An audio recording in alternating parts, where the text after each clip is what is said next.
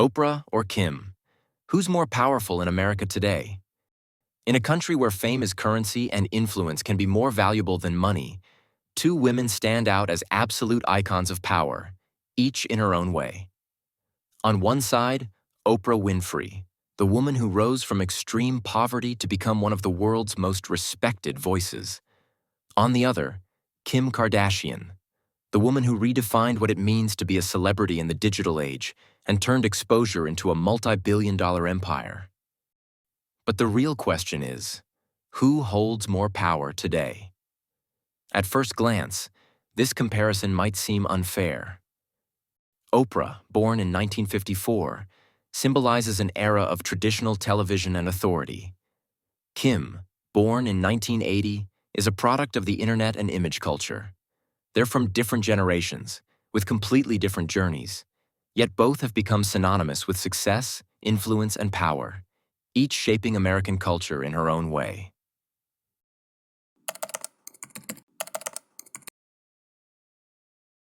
Two opposite journeys. Oprah was born in the southern U.S., the daughter of a single mother, raised in extreme poverty. She endured sexual abuse, racial discrimination, and countless rejections before finding her place in media. And even then, she had to prove over and over again that her voice deserved to be heard. Her rise is a story of resilience and transformation. She turned pain into empathy and suffering into wisdom. She wasn't just a talk show host. She became a cultural force.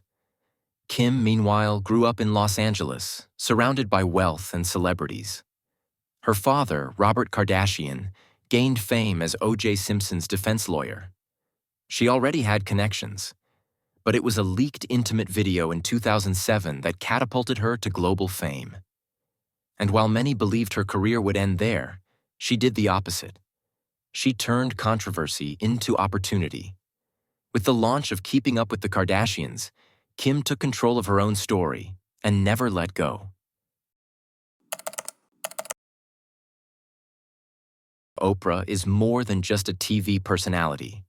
She's a brand, an institution, almost a cultural religion. Her talk show, The Oprah Winfrey Show, aired for 25 years and reached tens of millions of viewers each week. Her iconic interviews with Barack Obama, Tom Cruise, Whitney Houston, and so many others didn't just reveal secrets, they shaped national conversations. But Oprah went beyond television. She launched the Oprah magazine, created her own TV network, Oprah, and became one of the world's first black female billionaires. Her philanthropic work includes multi-million-dollar donations to education, healthcare, and racial equality. She founded a school in South Africa, funded scholarships, and created a support network rooted in empathy and emotional intelligence.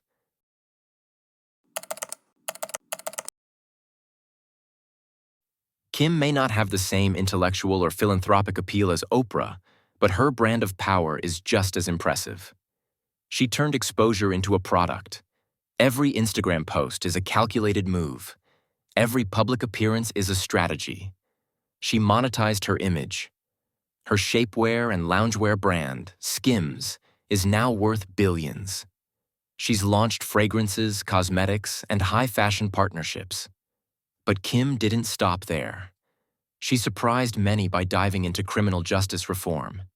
She's helped free wrongly convicted prisoners, pressured lawmakers for legal reform, and even studied law, not because she needed to, but to lend credibility to her activism.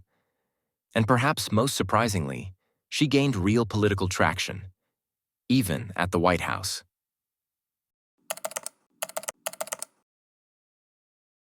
What does influence mean in 2025? Today, the definition of power has shifted. In the past, being powerful meant access to institutions and political influence. Oprah represents that model.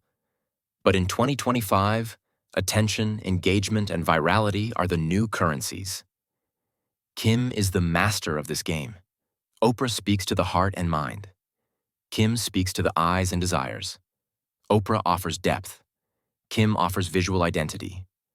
Oprah inspires inner transformation. Kim inspires aesthetic transformation. Oprah shapes consciousness, Kim shapes behavior, and both, in very different ways, guide millions.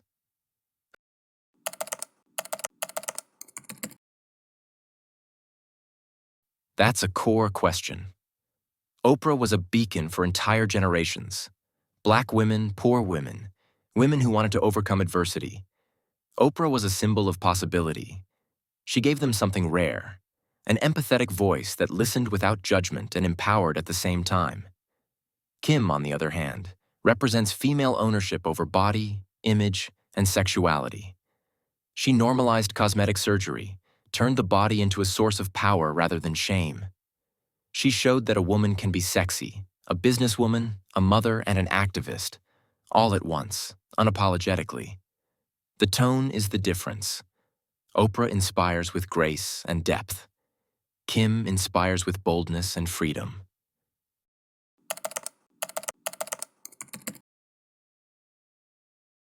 Oprah is respected, even by those who don't follow her. She's on the contact lists of world leaders. Her name carries weight. She influences decisions at the highest levels. She's admired by intellectuals, religious leaders, and CEOs. Kim is followed, copied, and mimicked. She's a reference point for millions of teens, young adults, and content creators. Her reach across TikTok, Instagram, and YouTube is unmatched. She sets trends, from skincare to denim cuts.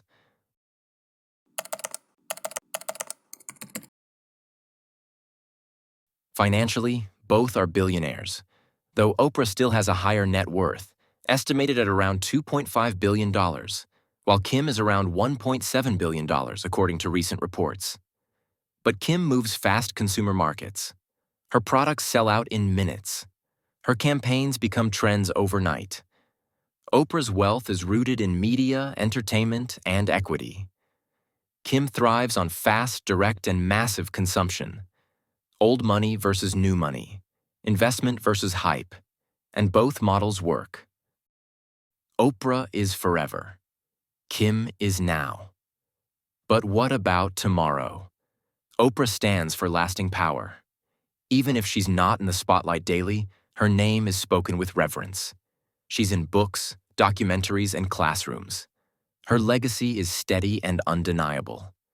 Kim represents the power of speed and adaptation. She's reinvented herself dozens of times in under 2 decades. She didn't just survive cancel culture, she thrived in it. That shows emotional and strategic intelligence. But who owns the future? Will Oprah's name still carry weight 30 years from now? Probably, yes. But will Kim still be culturally relevant then? That's the real power battle. So, who's more powerful? The answer depends on how you define power. If it's about legacy, depth, and institutional respect, Oprah wins, hands down. But if it's about immediate cultural impact, narrative control, reinvention, and commanding attention, Kim leads the way. Maybe true power lies in what they represent together. Two forms of female power that collide, coexist, and complement one another. Oprah cleared the path. Kim took over the new world. In the end, both show that female power can take many forms, and neither has to apologize for it. So now, we leave you with the real question. Who's more powerful today, Oprah or Kim?